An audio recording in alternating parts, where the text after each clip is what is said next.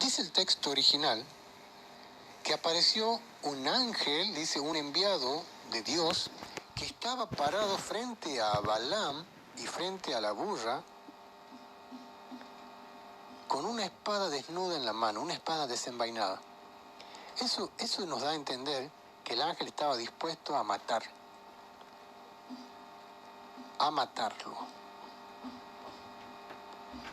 Entonces, el Eterno le abrió los ojos a Balaam para que pueda ver lo que la burrita ya veía desde su instinto animal, la burrita, y eso nos da también, nos da a entender de que los animales ven el mundo espiritual. Porque la burrita no habló hasta que el santo Dios de Israel le abrió las cuerdas bucales a la burrita para que pueda hablar. No dice que el Señor le había abierto los ojos a la burra para que vea al ángel. La burrita ya lo venía viendo al ángel. En cambio, Balaam no podía ver el ángel, sino hasta que el Eterno le abrió los ojos a Balaam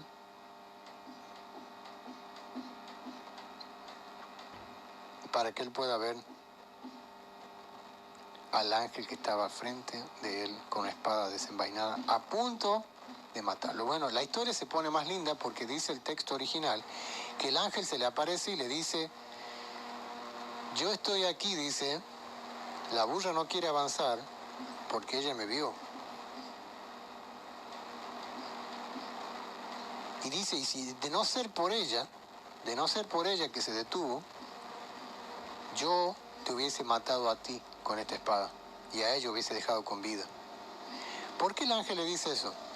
Porque en el texto en español, el ángel dice: yo me aparezco a ti, delante de ti como adversario. Me aparezco delante de ti como adversario. En el original, en el texto hebreo original dice: yo me aparezco delante de ti como Satanás.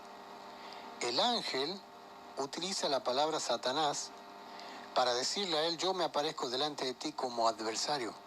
Por eso es que la traducción de ese nombre es adversario. No es que el ángel sea un ángel del diablo, sino que el ángel se apareció a él en carácter de adversario y le da la explicación y le dice: porque tus caminos son malos delante de mí. Y de no ser por la burrita que se detuvo, he aquí que yo ya te hubiese matado y a ello hubiese dejado con vida. Entonces Balaam se postró de rodillas y dijo: oh Señor mío, perdona mi pecado. Ahora el ángel le recuerda y le dice: irás con esos hombres, pero no dirás otra cosa sino la que yo ponga en tu boca. Como aclarándole a qué estaba yendo, y que no estaba yendo de vacaciones, que no estaba yendo a hacer lo que él quería, sino a hacer la voluntad del que lo envió. Balaam estaba haciendo de una especie de profeta, de una especie de enviado, de una especie de Shiloh, de una especie de Siloé. Enviado, porque le dijo: y no dirás otra cosa sino lo que yo te diga. Y ahí Balaam ya sacó, digamos, de su corazón esa codicia por un momento, porque dijo, el ángel le dijo: tus caminos me son perversos delante mío. Porque el ángel podía ver, y el santo de Israel podía ver, que Balaam estaba yendo por la plata, por la dádiva, y no hacer lo que el Eterno le había mandado.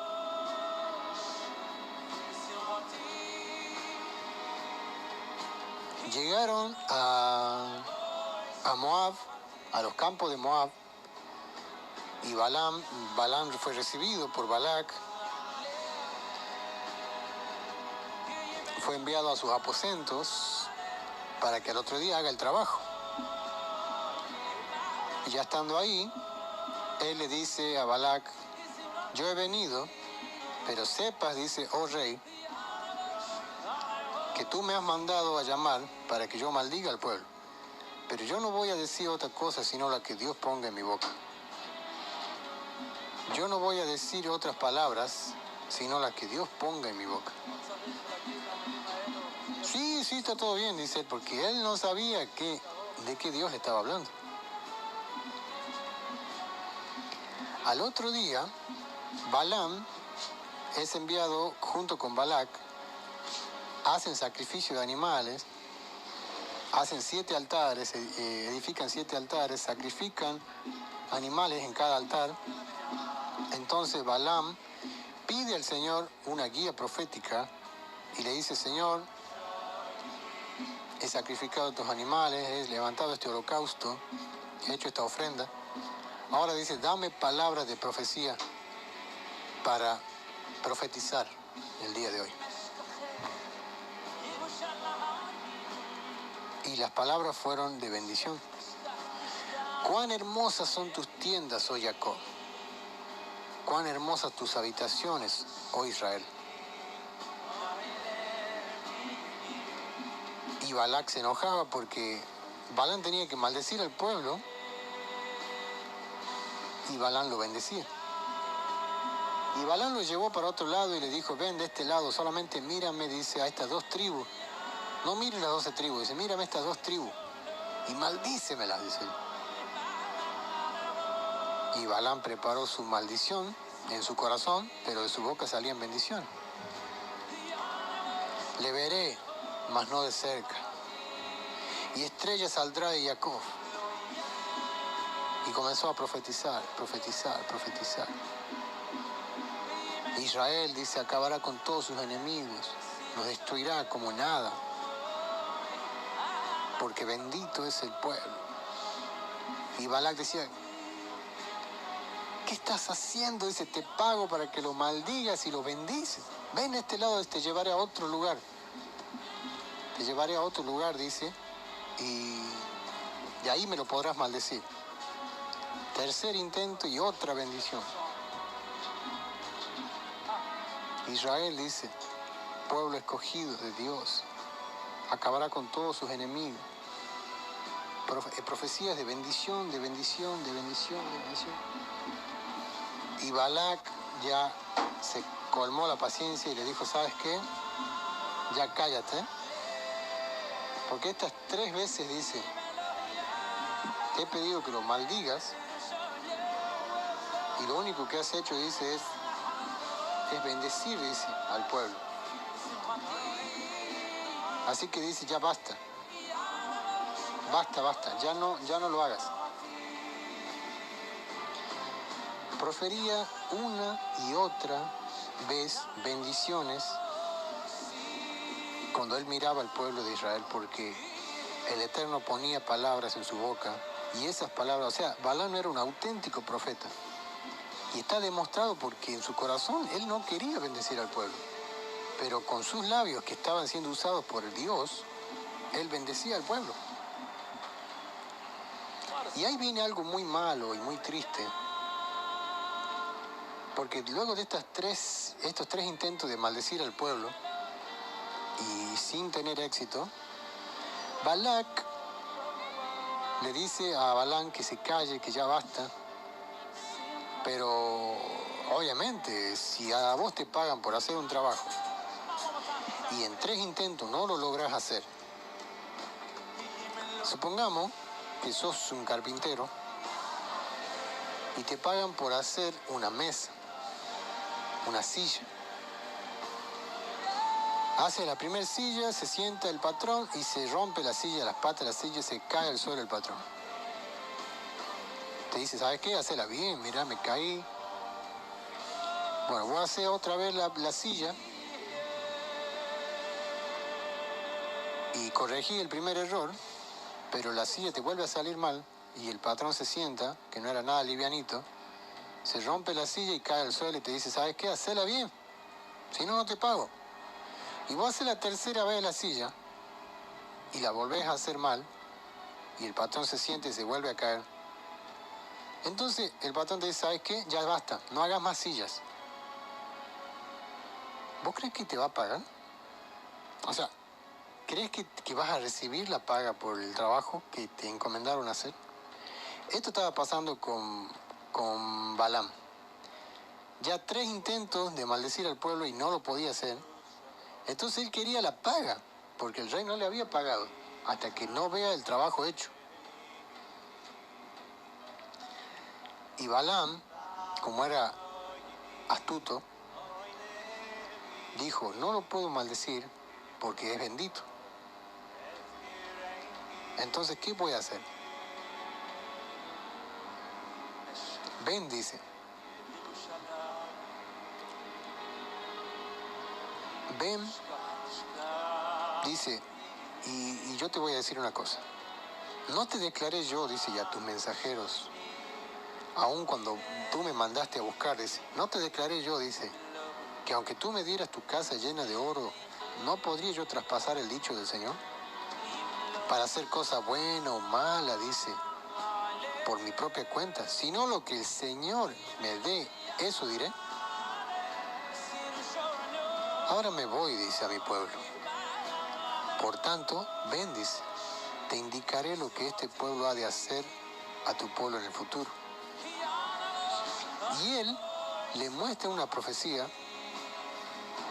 y al último, Balaam le dice, ven, te mostraré y te enseñaré cómo tienes que hacer para que este pueblo caiga.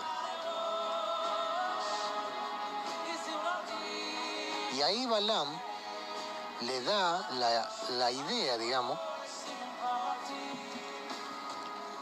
estratégicamente, diciendo, no puedo maldecirlo porque el pueblo es bendito, pero sí puedo hacer que el pueblo se automaldiga.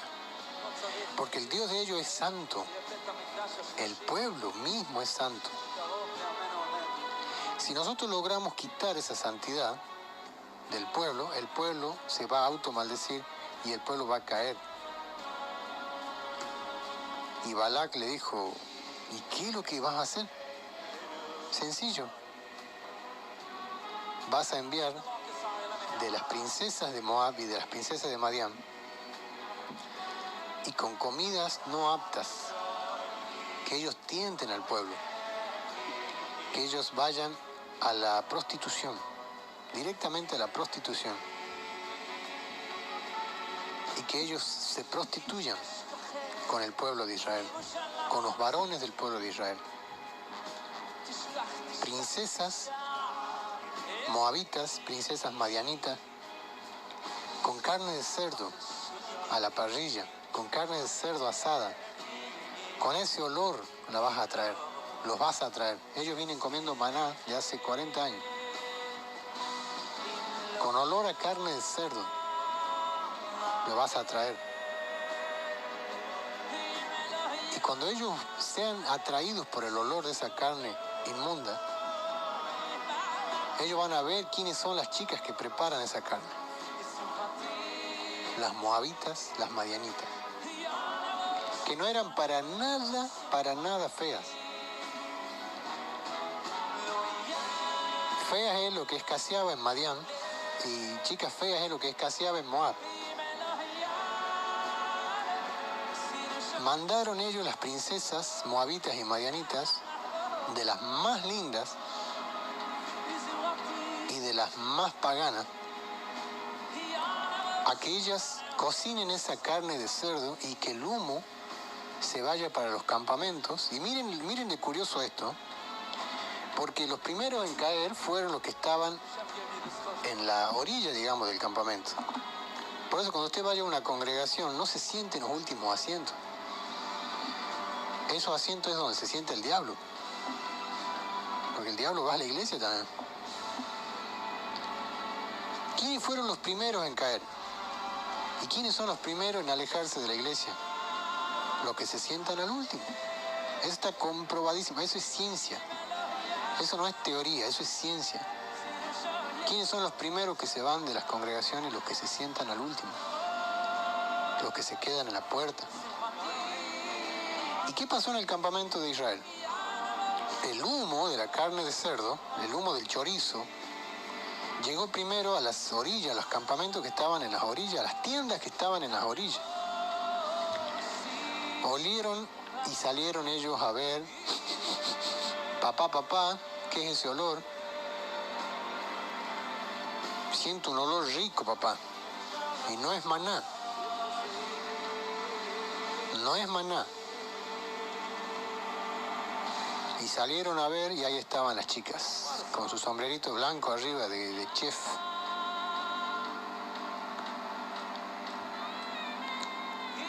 Listas para seducirlos a los muchachos y llevarlos a la prostitución, tanto física como espiritual, haciendo ellos que forniquen, haciendo ellas que ellos forniquen, que ellos tengan relaciones sexuales ilícitas.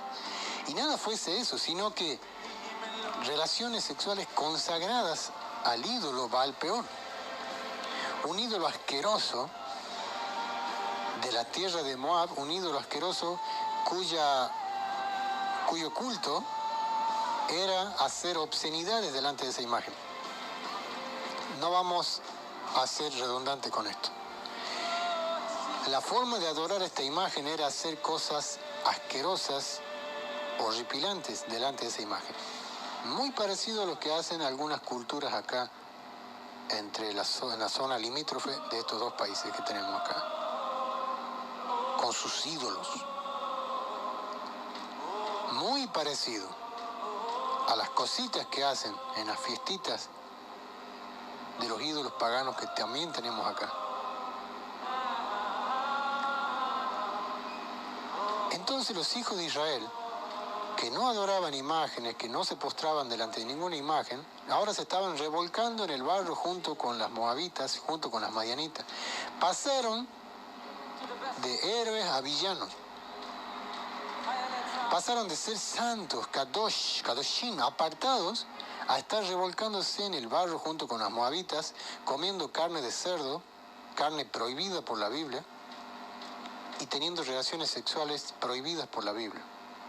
Si usted me dice que una de esas dos cosas está abolida, revise por favor sus condiciones de fe. Comiendo carne de cerdo prohibida por la Biblia y teniendo relaciones sexuales ilícitas prohibidas por la Biblia. Si usted me dice que una de esas dos cosas ya fue abolida, revise por favor ahora mismo su condición espiritual. Revise qué es lo que usted está pensando en cuanto a Dios. Porque la Biblia que yo tengo me dice que Dios no cambia, en Dios no hay sombra de variación, no hay mudanza ni sombra de variación. Dice que Jesús es el mismo ayer, hoy y por los siglos de los siglos. Dice que Dios no cambia. El rey David escribió 176 versículos en el Salmo 119 para decirnos que la ley de Dios es perfecta y que la ley de Dios no necesita ser reformada. La ley de Dios es perfecta. Así que estas dos cosas siguen estando prohibidas. Revolcarse en el lodo, tener relaciones sexuales prohibidas con mujeres prohibidas y comer carne prohibida de animales prohibidos. Eso que le quede bien claro, amigo pastor, amigo evangelista. Amigo que te vistes de traje y corbata y vas con una Biblia bajo el brazo. Revisa por favor tus principios.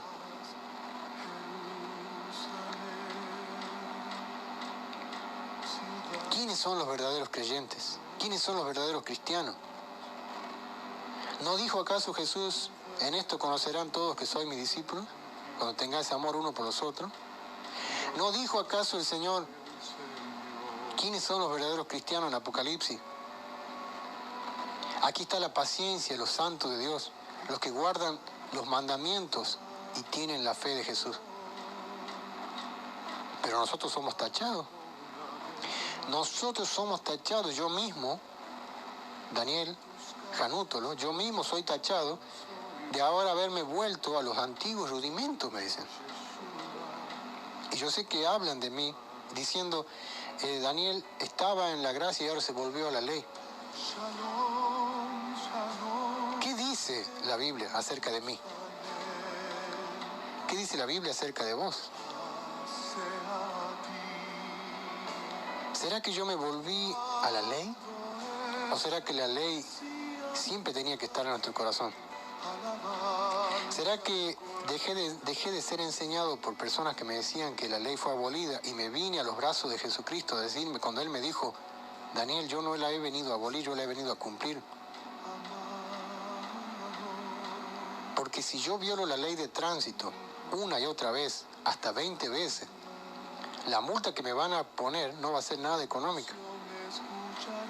Si viene un amigo Jesús y me paga la multa de tránsito que yo tenía, el hecho de que él me pague esa multa no me da permiso a mí luego a salir en mi moto, en mi auto, y andar en contramano, circular sin casco, circular sin el cinturón de seguridad, pasarme semáforo en rojo, estacionarme donde haya una rampa para silla de ruedas.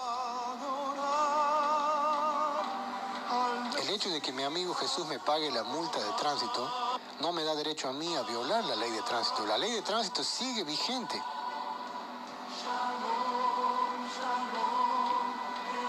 Eso es lo que muchos cristianos, muchos creyentes hoy en día les cuesta entender. Más fácil es pensar que la ley de Dios fue abolida para ahora vivir como se me dé la gana. ¿Y qué pensaron estos israelitas? Se dejaron llevar por el olor de la carne de cerdo, por el rico olor que salía de esas parrillas, con carne prohibida, los atrajeron para comer otra carne prohibida. ¿Cuántos varones de Israel no le fueron infieles a sus esposas ahí con las moabitas? ¿Cuántos de esos varones, capaz que eran contados con los dedos de las manos, los que eran solteros? Todos eran personas con familia, personas con hijos, tenían tienda. Y en la cultura semítica, tener tu propia tienda quiere decir que tenías tu propia casa, tu propio hogar.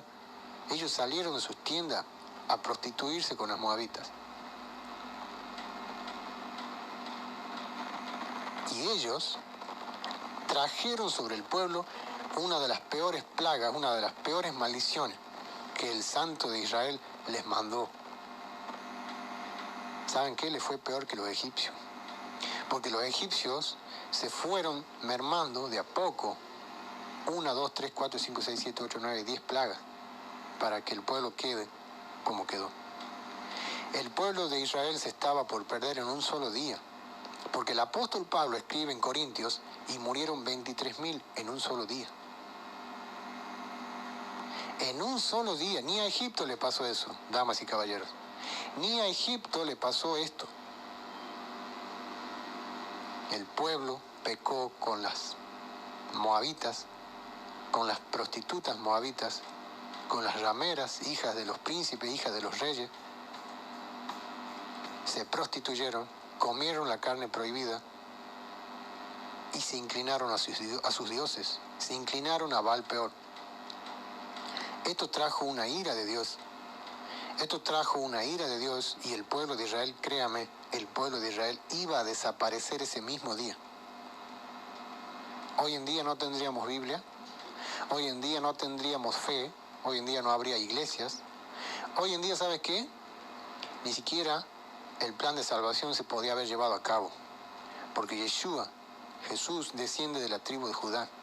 Es descendiente de David, descendiente de Jacob, descendiente de Isaac y descendiente de Abraham. El pueblo de Israel se iba a perder ese día por la gran mortandad que ocasionó que ellos se prostituyesen así con las moabitas. Pero, gracias a Dios, pasó algo muy bueno, y eso lo vamos a ver cuando volvamos de la pausa. Porque siempre va a salir el sol. Siempre que esté nublado, siempre que esté oscuro, el sol va a salir. Enseguida regresamos con la porción de la verdad y ya vamos a entrar a la porción de esta semana.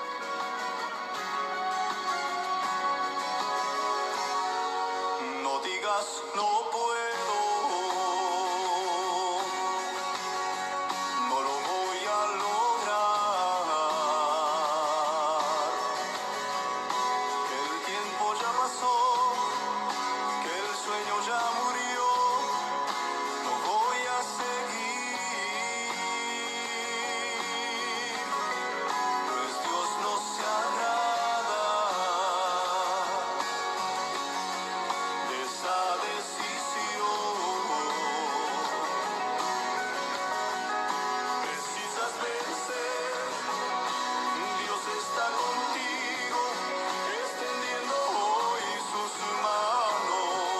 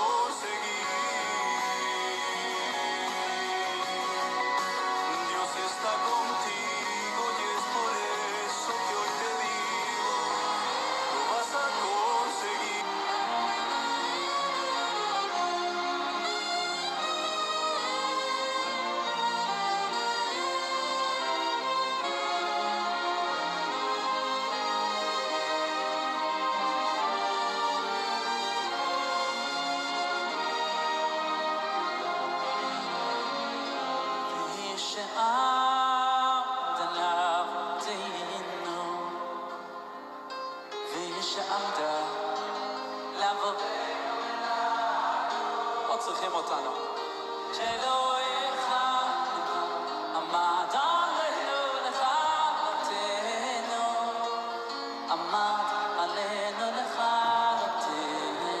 בכבוד.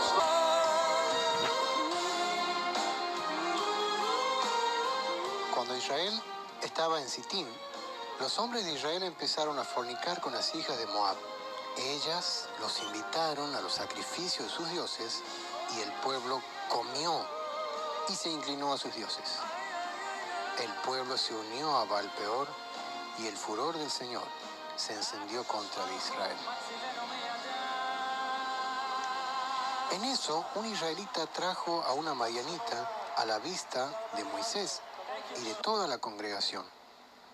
Cuando ellos estaban llorando a la entrada de la tienda de reunión, lo vio Fineas, hijo de Eleazar, hijo del sacerdote Aarón, y se levantó entre la congregación, tomó una lanza en su mano y fue tras el israelita a la tienda y alanceó al hombre y a la mujer por sus vientres y cesó la mortandad de los hijos de Israel. De esa mortandad murieron 24.000 israelitas. 8 minutos ya pasaron de las 12 del mediodía de este día domingo. Seguimos en la porción de la verdad y como les dije antes de la pausa, siempre que haya algo triste, siempre que haya algo penoso, siempre que esté nublado y oscuro, un rayito de luz, un rayito de esperanza va a salir. Porque, como dice el refrán, no hay mal que dure 100 años.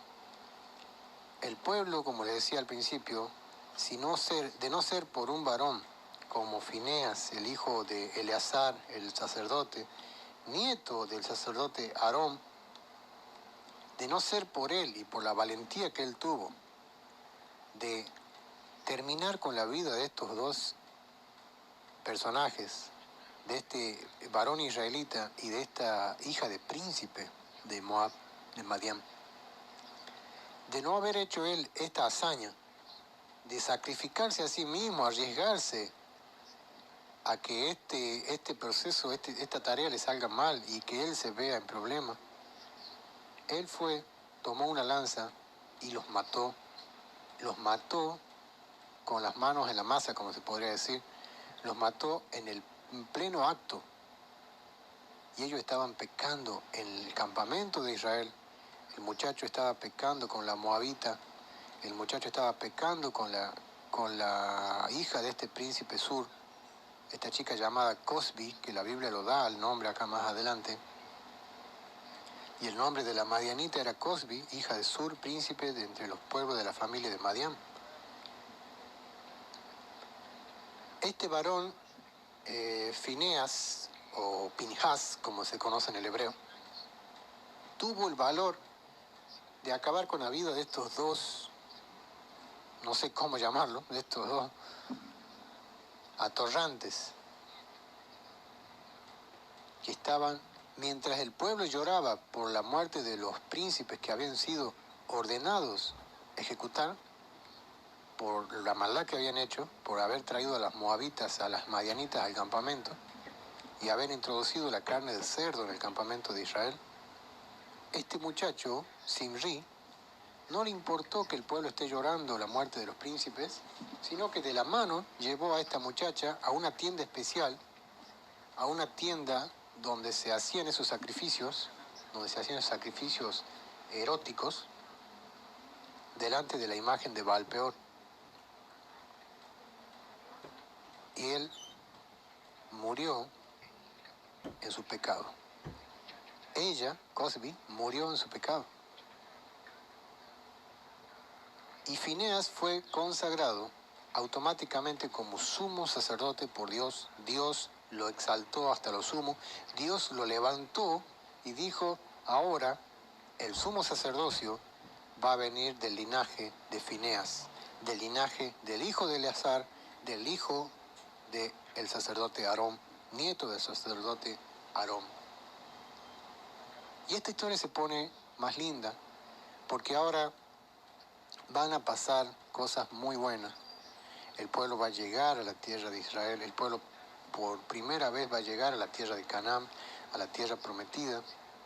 Hay una parte triste también, puesto que Moshe Rabbeinu, Moisés, no va a poder heredar la tierra, porque si recordamos lo que pasó anteriormente, que Moisés no santificó el nombre de Dios cuando Dios le dijo que le hable a la peña, y Moisés golpeó la peña con un palo, y a Moisés le fue prohibida la entrada a la tierra prometida, le fue prohibido el acceso a la tierra prometida, solamente iba a poder ver la tierra prometida, pero no la iba a poder, no la iba a poder heredar, no iba a poder hacer eso.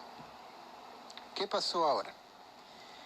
En la porción que también nos tocó la semana pasada, hablando un poquito en resumen, se hizo un censo. En ese censo se vio menguada la tribu de Rubén y la tribu de Gad. Estas dos tribus fueron menguadas totalmente.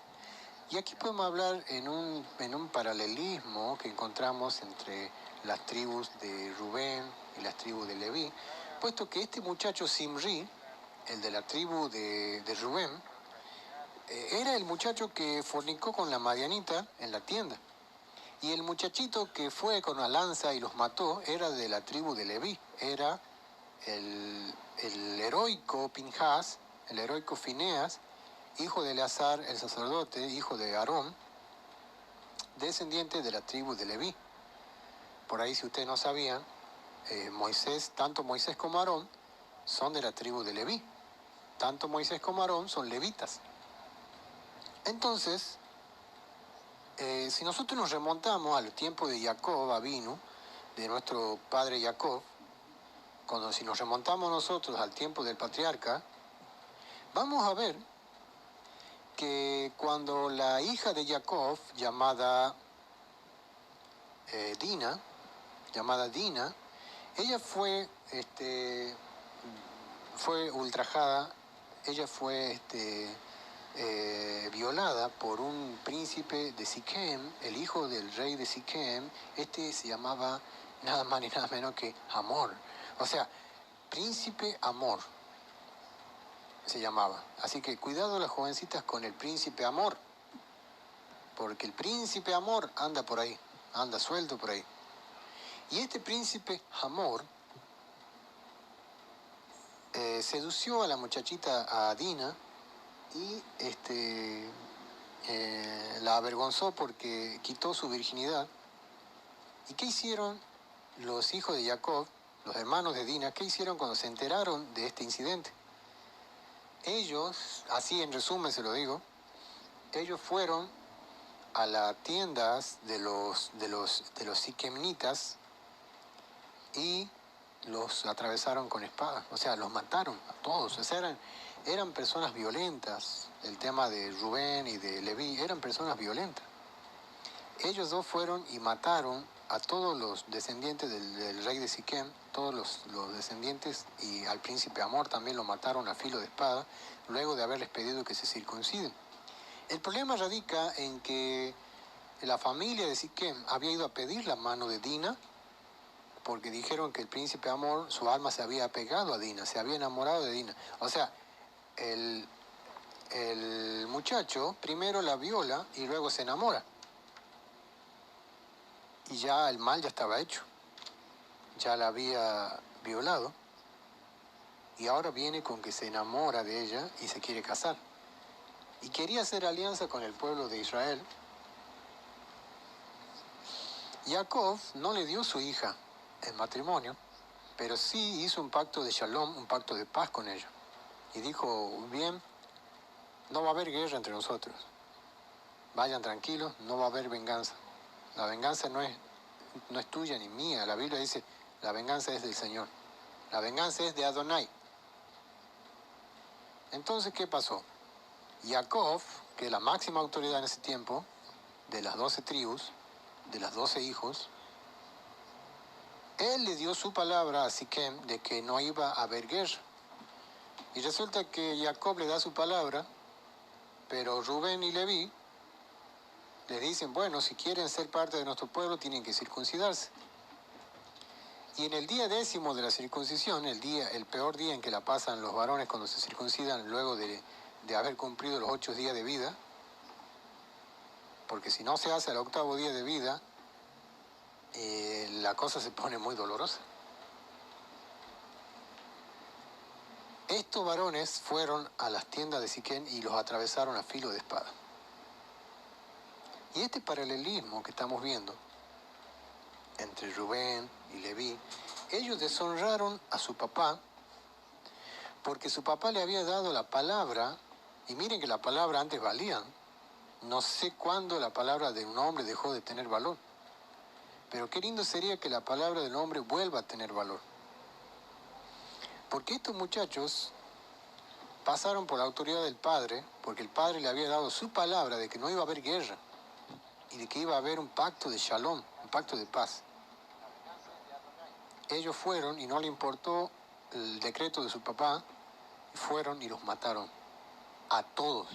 Y ellos dijeron, hemos vengado la deshonra de nuestra hermana. A Jacob no le gustó mucho la idea, realmente no le gustó mucho lo que ellos hicieron, no la idea.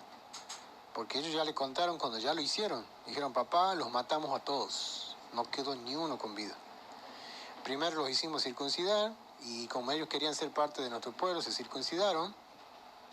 Y en el día 10º de la circuncisión, cuando el hombre no se puede ni mover, fuimos y fue como matar hormigas. Fue más fácil que matar hormigas. Los matamos a todos, no quedó uno.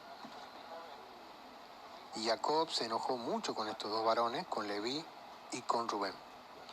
Pasaron 400 años después de eso, pasa que el pueblo está en Egipto, luego de que sale de Egipto de la esclavitud, y un varón de la tribu de Rubén, Simri en este caso, toma a esta Marianita de la mano y la mete en la tienda para cometer ese acto ilícito.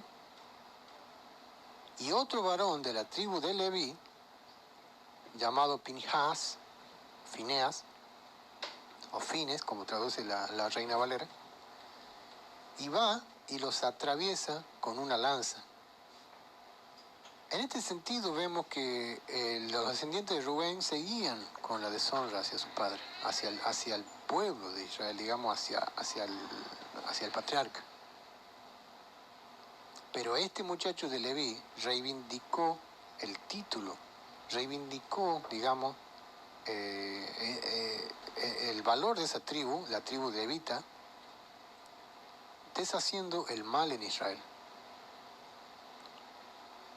De esta manera, la mortandad cesó.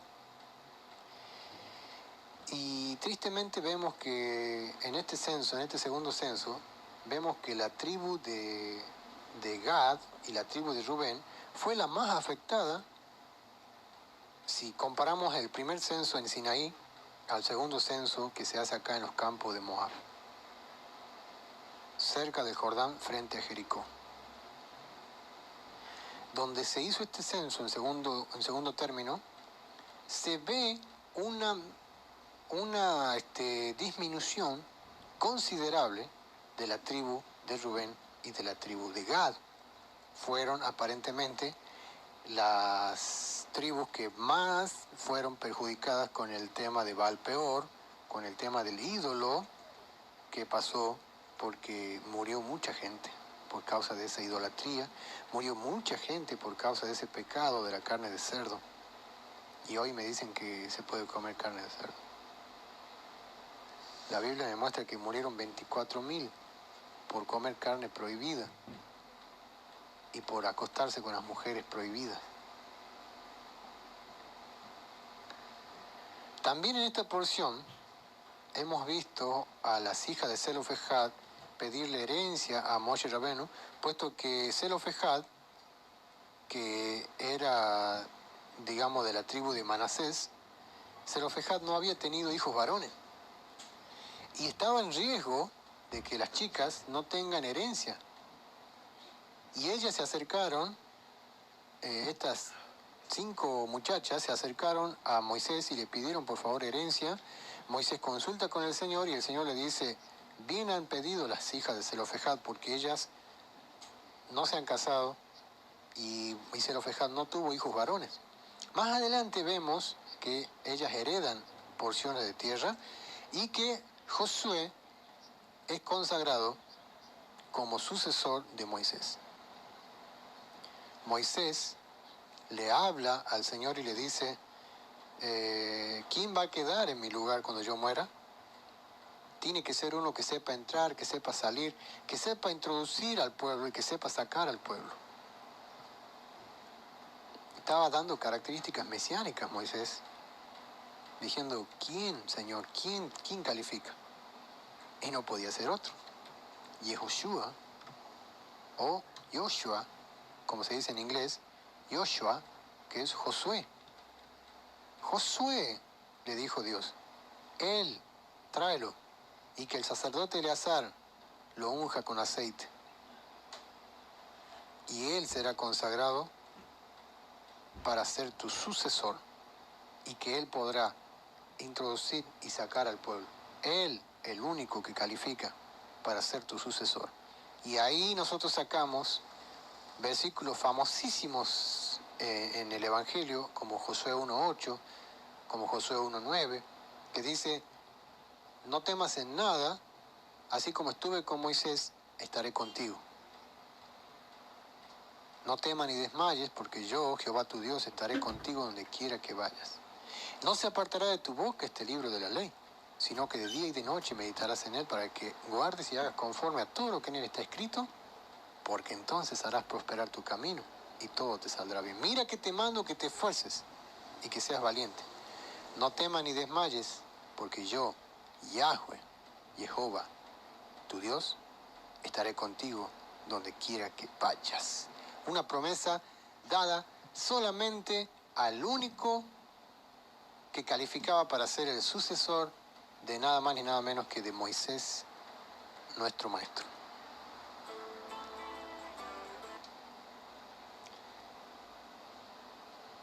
Moisés, contento porque yo sé que en su corazón también Moisés había elegido a Josué. Josué fue, ¿saben qué? Josué fue el único que se quedó 40 días y 40 noches esperando que Moisés baje del monte Sinaí.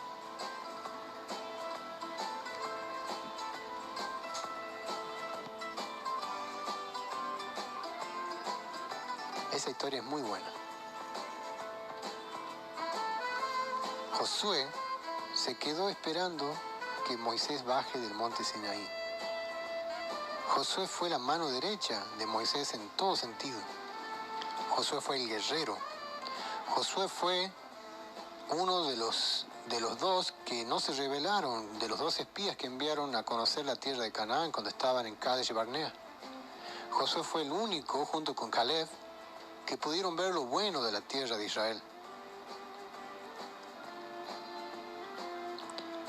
Luego los hijos de Israel ofrecieron ofrendas diarias, ofrendas de Shabbat, ofrendas mensuales y ofrendas anuales. Ofrendas anuales que son fiestas anuales.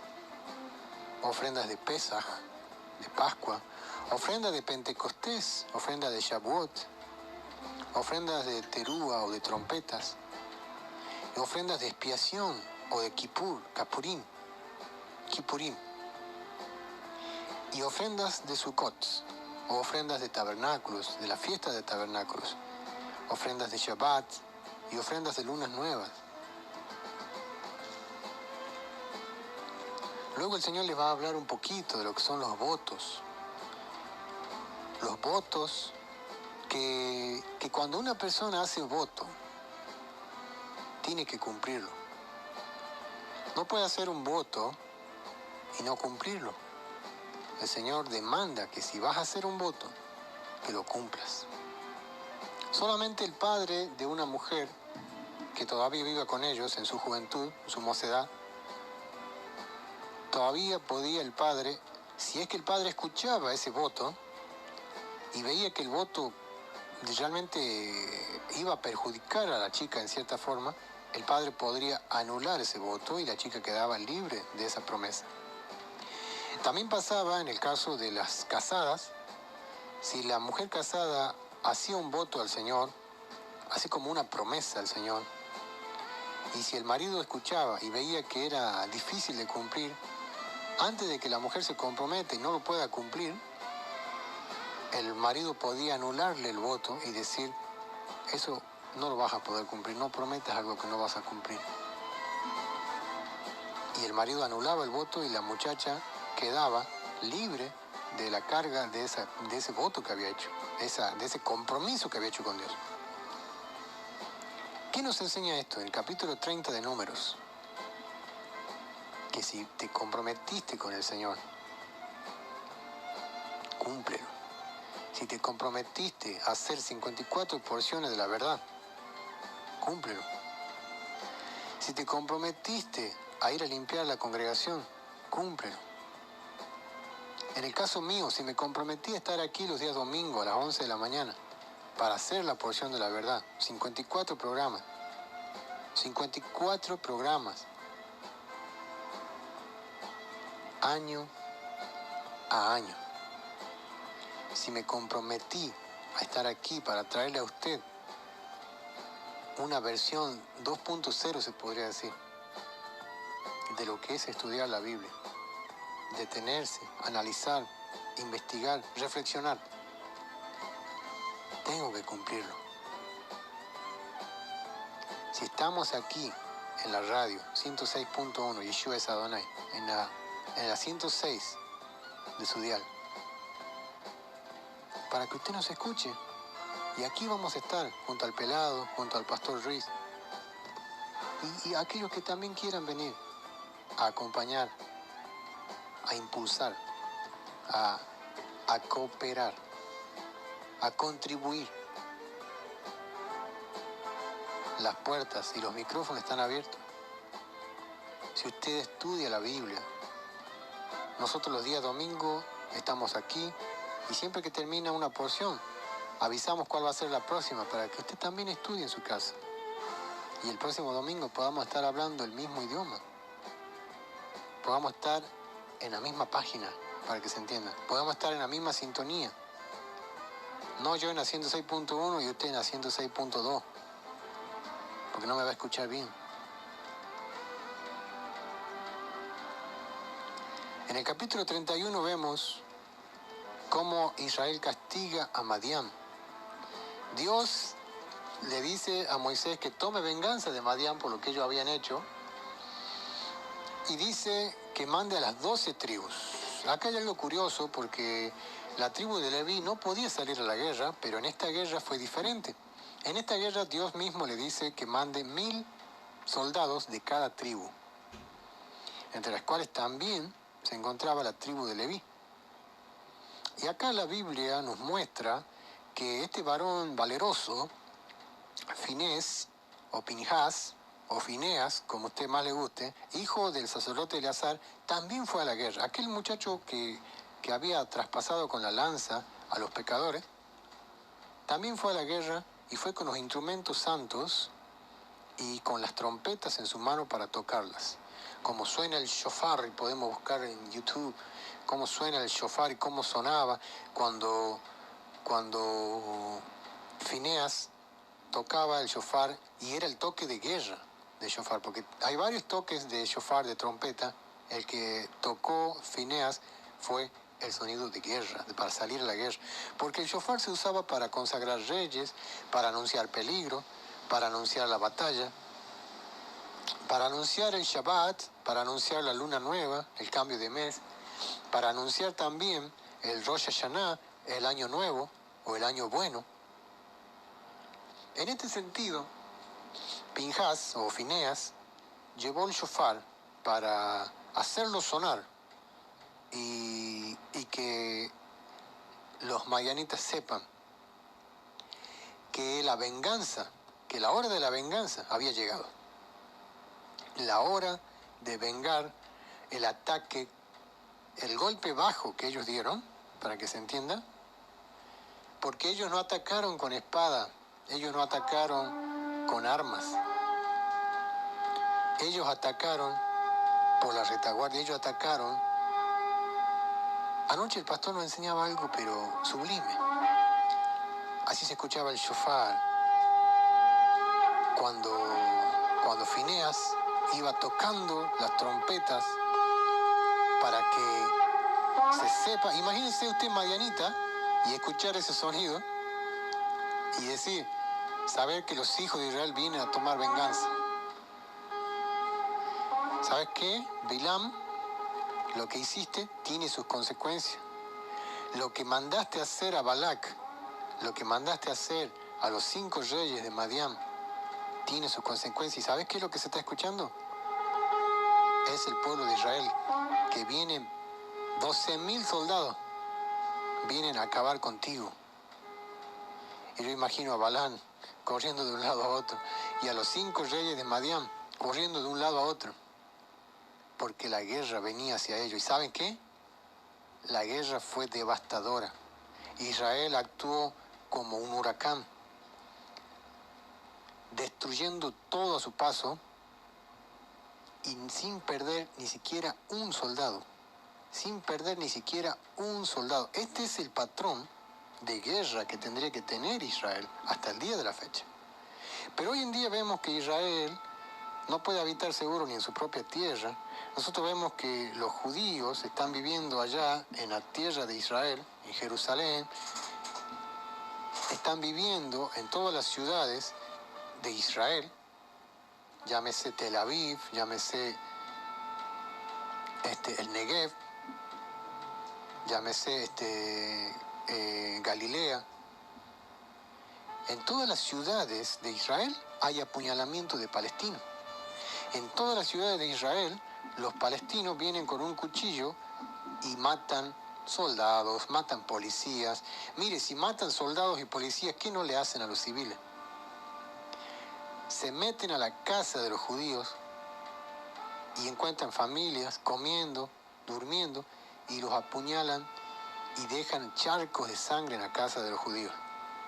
Simplemente por odio. No se ve el patrón de una guerra santa, de una guerra totalmente protegida, totalmente, se podría decir, amparada por el Kadosh, por el Santo de Israel. Esta historia en la Biblia nos muestra que no murió ni siquiera un soldado. De los 12.000 que fueron, 12.000 volvieron. Y el shofar, así como estamos escuchando, ese sonido de trompeta, se escuchó tanto a la ida como... Hoy en día no vemos ese patrón. Porque todos esos 12.000 israelitas que fueron, guardaban la Torá y creían en el Mesías. Hoy, de los 7 millones de judíos que viven en Israel, el 90%, si no es más, no creen en el Mesías. Y guardan los mandamientos que los rabinos le dicen que guarden. No guardan los mandamientos de Dios. Observan el Shabbat, observan las fiestas, observan muchos mandamientos, pero le dan más énfasis, le dan más importancia a los mandamientos de hombre, a los mandamientos añadidos por los hombres, los cuales sí, a eso sí le pongo la firma, los cuales sí, Yeshua vino a quitar esos mandamientos agregados por hombre. Esos mandamientos de lavarse 3, 4, 5, 6, 7 veces las manos antes de comer. Esos mandamientos que añadieron los rabinos a la Torá. Esas cercas, entre comillas, esas cercas de protección que ellos le pusieron a los mandamientos de Dios, supuestamente para no quebrantarlos, ellos le empezaron a dar más importancia a esos mandamientos de rabinos más que a los de Dios. El 90% de los judíos que viven en Israel son ultraortodoxos, son ortodoxos. Y no quieren aceptar a Yeshua, no quieren aceptar a Yeshua, a Jesús, a Jesus Christ. no lo quieren aceptar. Entonces, ¿qué vemos? Vemos el contraste que hay entre los 12.000 que fueron, que como les dije, eran mesiánicos. Ellos creían en el Mesías de Israel y guardaban los mandamientos de la Torá. No guardaban mandamientos de hombres, ni de rabinos, porque Moisés no era como los rabinos. Moisés no le agregó nada a la Torá. Moisés, así como Dios se la dictó, como Dios le dictó la ley a Moisés, así la escribió Moisés. Moisés no le agregó nada. Por querer agregar un mandamiento, Moisés no entró a la tierra prometida. Dios le dijo, háblale a la roca, y Moisés la quiso golpear, y Moisés recibió su castigo. Por querer hacer una alajá, por querer agregar un mandamiento, Moisés no entró a la tierra prometida. Él dijo, no, en esta ocasión no le voy a hablar, la voy a golpear a la piedra. Ni él ni Aarón entraron. Imagínese usted. Estos 12.000 fueron y volvieron victoriosos porque ellos creían en Yeshua, ellos creían en el Redentor de Israel. Ellos lo esperaban. Por años lo esperaron. Hasta que llegó. ¿Y saben qué? No se dieron cuenta que llegó. No se dieron cuenta que él caminó entre ellos. Eso sí, muchos judíos creyeron en él. Entre ellos está Juan, Pedro, Pablo, todos esos judíos. José de Arimatea, todos esos personajes judíos, todos los discípulos de Jesús eran judíos. Por eso hay una discrepancia entre el pasaje que dice, a los suyos vino y los suyos no le recibieron. Bueno, que los únicos judíos que rechazaron a Yeshua, los únicos judíos que rechazaron a Jesús, fueron los del templo. No la gente común, no los civiles. Imagínese usted en quién iba a hacer los milagros del Señor si todos los judíos lo rechazaban. Si todos los que él les hacía milagros eran judíos. Jairo, la mujer que tenía la joroba, los leprosos, los 10 leprosos, Yeshua los cura y les dice, vayan y preséntense a los sacerdotes. Si esos 10 leprosos no eran judíos, ¿por qué Yeshua le iba a decir que se presenten a los sacerdotes? Los que aceptaron a Yeshua eran judíos. Los primeros cristianos, para que se entienda, los primeros discípulos de Jesús fueron judíos.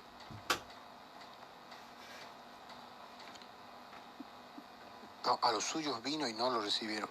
¿Quiénes eran los suyos? Los sacerdotes, los maestros, los rabinos. Ellos fueron los que no le recibieron. Mas a todos los que recibieron y creen en su nombre, Él les dio la potestad de ser hecho hijo de Dios. Dígame si Pedro no lo recibió, por Dios. Dígame si Pedro no lo recibió. Dígame si Juan no lo recibió. Dígame si María Magdalena no lo recibió. Y si eran judíos.